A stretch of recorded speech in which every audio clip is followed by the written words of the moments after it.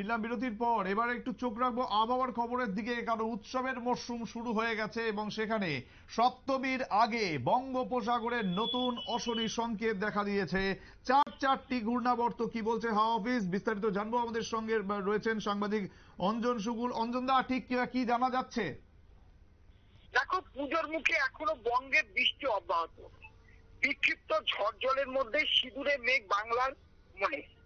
ভারতের পশ্চিম ও উত্তর পশ্চিমাঞ্চল রাজ্যগুলি থেকে বর্ষা প্রায় বিদায় নিয়েছে।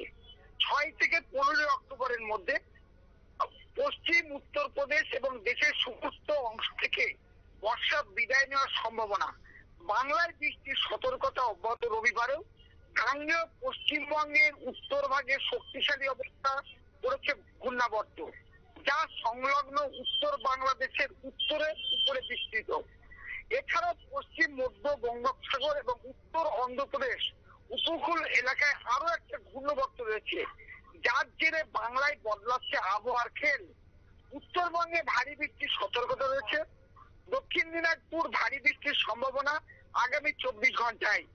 বজ্র বিদ্যুৎ সহ বৃষ্টি হবে দার্জিলিং, কালিম্পং, আলিপুরদুয়ার, কোচবিহার এবং জলপাইগুড়ি জেলাতে। বাকি জেলাতে বজ্র বিদ্যুৎ সহ বৃষ্টির সতর্কতা রয়েছে। আশঙ্কা রয়েছে বজ্রপাতেরও।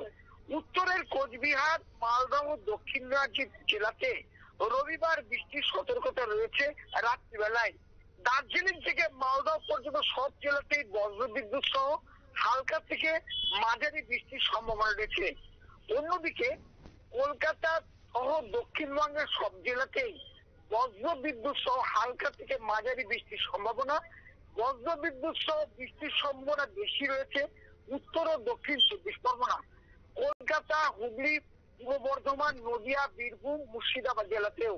সোমবার থেকে আবহাওয়া উন্নতির সম্ভাবনা রয়েছে। সোমবার থেকে শুক্রবার অর্থাৎ চতুর্থী থেকে অষ্টমী নবমী পর্যন্ত ভারী বৃষ্টির কোনো সম্ভাবনা আপাতত নেই বলছে আবহাওয়া দপ্তর। মূলত আংশিক মেঘলা আকাশ থাকবে।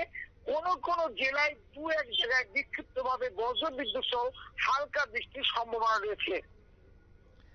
একেবারে অনেক ধন্যবাদ অঞ্জন দা আপনাকে, অঞ্জন সুকুল, বিশিষ্ট সাংবাদিক, যিনি আমাদের জানাচ্ছিলেন বাংলার একেবারে ওয়েদারের আপডেট। সুতরাং যারা দুর্গাপুজোর সময় বাংলায় ঘুরতে যাওয়ার প্ল্যান করছিলেন তাদের জন্য এই খবরটি অত্যন্ত গুরুত্বপূর্ণ ছিল। বিভিন্ন জায়গায় কিন্তু বজ্র বিদ্যুৎ সহ বৃষ্টিপাতের একটা সম্ভাবনা তৈরি হয়েছে, কারণ বঙ্গোপসাগরের ওপর তৈরি হওয়া ঘূর্ণাবর্ত সেরকমই কিছু ইঙ্গিত দিচ্ছে। সুতরাং সপ্তমী আগেই বা সপ্তমী থেকেই হয়তো সেই যে বজ্রবিদ্যুৎ সহ বৃষ্টিপাত তা কিন্তু শুরু হয়ে যেতে পারে বঙ্গের বিভিন্ন জেলায়। সুতরাং সেই দিকে মাথায় রেখেই কিন্তু আপনাকে পুজোর জন্য বাকি প্ল্যান সেরে ফেলতে হবে।